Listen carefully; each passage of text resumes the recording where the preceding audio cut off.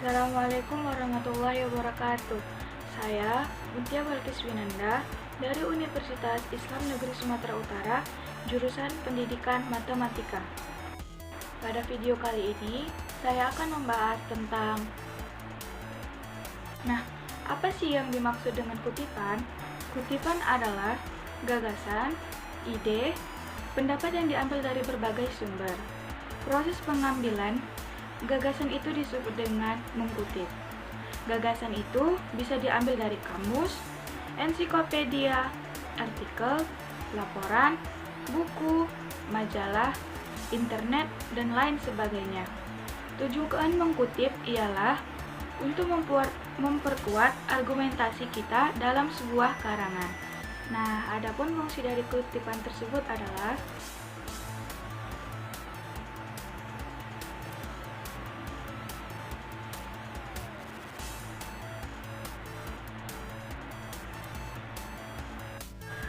selanjutnya adalah jenis kutipan. Jenis kutipan ini sendiri terbagi menjadi dua. Yang pertama, kutipan langsung dan kutipan tidak langsung. Pada kutipan langsung, kutipan panjangnya hanya terdiri dari 4 baris atau kurang, dan kutipan yang terdiri dari 4 baris atau lebih. Sedangkan pada kutipan tidak langsung terbagi menjadi 4. Yang pertama, kutipan catatan kaki, kutipan dari kutipan atas ucapan lisan, dan kutipan langsung pada materi. Nah, seperti yang Anda lihat pada layar kaca Anda, bahwasanya kutipan langsung adalah pinjaman pendapat dengan mengambil secara lengkap kata demi kata, kalimat demi kalimat dari sumber teks asli. Kutipan langsung secara utuh mengutip teks yang akan dijadikan rujukan. Sedangkan kutipan tidak langsung adalah pinjaman pendapat yang diambil inti sarinya saja. Kutipan tidak langsung hanya mengambil pokok-pokok pikiran atau inti sarinya saja. Nah, adapun teknik mengkutip berdasarkan bentuknya. Untuk kutipan langsung, untuk teks yang tidak lebih dari 4 baris tadi, maka dapat melakukan langkah-langkah berikut. Yang pertama, kutipan terintegrasi dari teks. Yang kedua, kutipan diawali dan diakhiri tanda kutip. Yang ketiga, jika teks utama ditulis dengan 2 atau 1,5 spasi, maka kutipan pun ditulis 2 atau 5 spasi.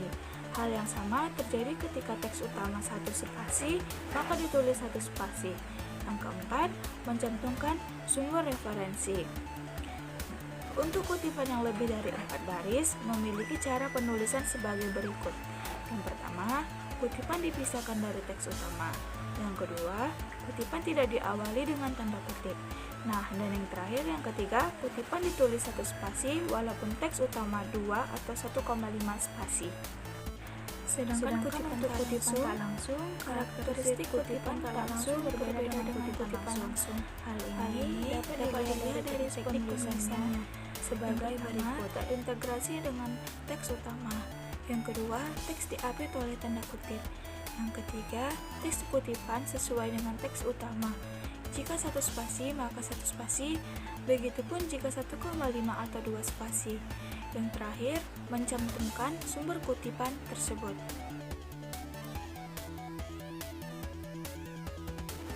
Yang pertama, menerangkan kutipan dalam menerangkan kutipan. Penulisan dituntun untuk membahasan kembali kutipan yang telah ia kutip dengan pandangannya, atau dengan mengkaitkan antara kutipan dengan pembahasan yang dibahasnya. Kedua, memperkuat gagasan dengan kutipan. Dalam memperkuat gagasan, kutipan diletakkan setelah pendapat penulis. Ketiga, menyimpulkan beberapa kutipan dalam menyimpulkan beberapa kutipan. Syarat utamanya adalah kutipan-kutipan tersebut harus satu konsep atau sederajat hingga memungkinkan untuk melakukan penyimpulan. Nah, yang terakhir, keempat, membandingkan beberapa kutipan. Untuk membandingkan beberapa kutipan sebetulnya hampir sama dengan menyimpulkan, yakni konsepnya sama. Dalam membandingkan beberapa kutipan, dari kesamaan tersebut penulis dituntun untuk mengidentifikasikan perbedaan yang ada antara satu kutipan dengan kutipan lain. Jadi, yang dibandingkan adalah persamaan dan perbedaannya. Adapun etika pengutipan. Dalam tata cara mengutip karya orang lain, kita setidaknya harus memperhatikan aturan atau tata cara yang berlaku. Kutipan ini dapat berupa tulisan-tulisan buku, majalah, surat kabar, gambar ataupun foto, e-book, dan sumber atau media lainnya. Nah, adapun yang terakhir pembahasan kali ini adalah manfaat dari kutipan. Yang pertama, menunjukkan kualitas ilmiah yang lebih tinggi. Yang kedua, menunjukkan kecermatan yang lebih kuat dan akurat. Yang ketiga, memudahkan penilaian penggunaan sumber dana. Yang keempat, memudahkan pembedaan data pustaka. Yang kelima, mencegah pengulangan penulisan data pustaka. Yang keenam, meningkatkan estetika penulisan.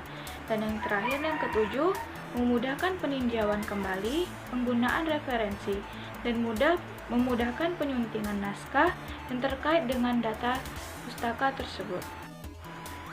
Mungkin hanya sekian yang dapat saya sampaikan pada video pembelajaran kali ini.